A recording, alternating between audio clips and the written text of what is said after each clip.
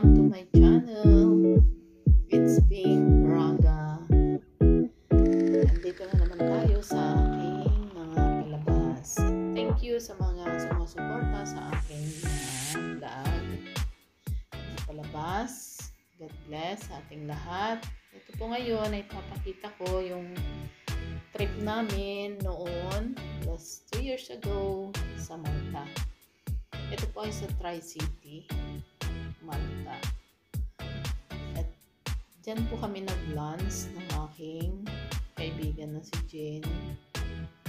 At yung isa naming kasama na taga doon din sa Malta, nagtatrabaho, siya po ay Pilipina. Ayan, 18 euro. Ay, 18 euro. 18 euro. 18 euro. Oh my God. Hindi ko maubos ito. Naku, iuwi na natin yung isa yun. Yan guys. O, tignan nyo. May salad ka, may rice. Oo. May shrimp. Kompleto na yan. This is 18 euro. Yan guys. So, Ang ito yung order burger ko, namin. makita nyo malaki yun. Magkano to? 20? Kano yan? Ayan, 24 euro. Ang laki. 96 shekel. 100 shekel ka muna. Ayan. 100 shekel. Pero dito euro is 24. Ayan. Laki ho. Ayan. Guys, nagulat pa sa price. Kasi mura talaga siya. Compare dito sa Israel. Napakamura. Kaya napawaw na lang kami. Kaya kaibigan na si Jane. Yun guys. Kaya ayan, kahit 3 tao pang kakain, pwede. Kahit 4 pa kayo, pwede na yan. Yung burger nila, nalilang iba. Isa kami ng order. Kaya yung iba ay pinit-out na namin kasi hindi namin naubos. Sa dami namin yung rice pa. So, yun guys. Kaya pumunta sa Malta. Yung magandang mga views doon. Mga views. Mababait din ang mga tao. So guys, kung gusto nyo pumunta ng Europe, nakaka-relax. Kasi nasa marina. Saka ang way ng transportation dyan. Kung pupunta ka dyan sa Tri-City, pwedeng bus, pwedeng ferry boat, sasakyan.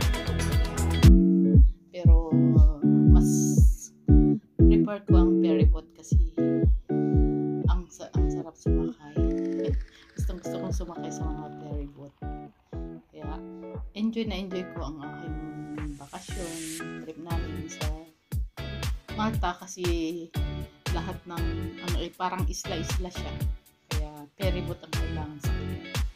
Ayan guys, dyan po ay sa ano na yan, sa Baleta, Malta. Ayan. Ang ganda ng mga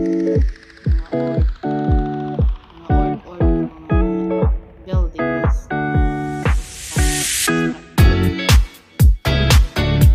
Hindi ko ano yan, tingin pa yan. Panahon pa ng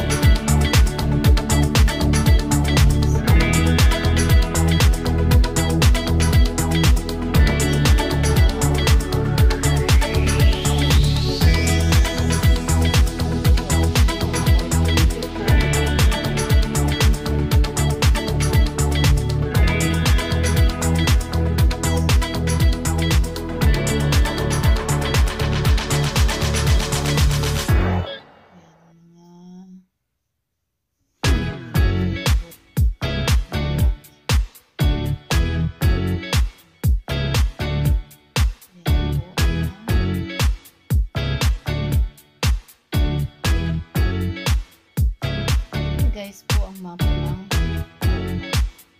yan po guys ay papasok doon sa War Museo. Yan, sa may palito yan.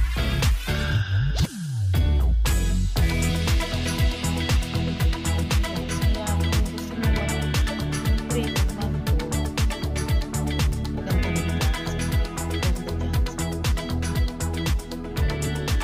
Salamat sa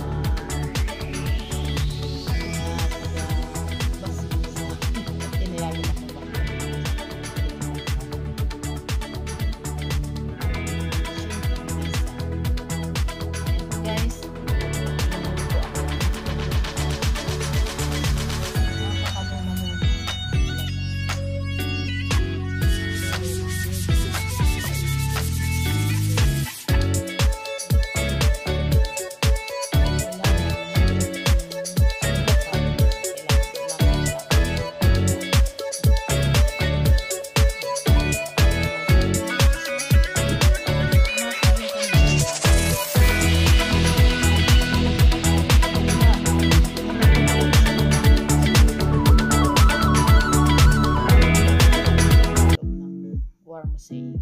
Ayan po guys ang ating. Ayan po yung tangke nila noon. Bumaba. Ayan. Maganda. Enjoy ko po yung pupunta dyan.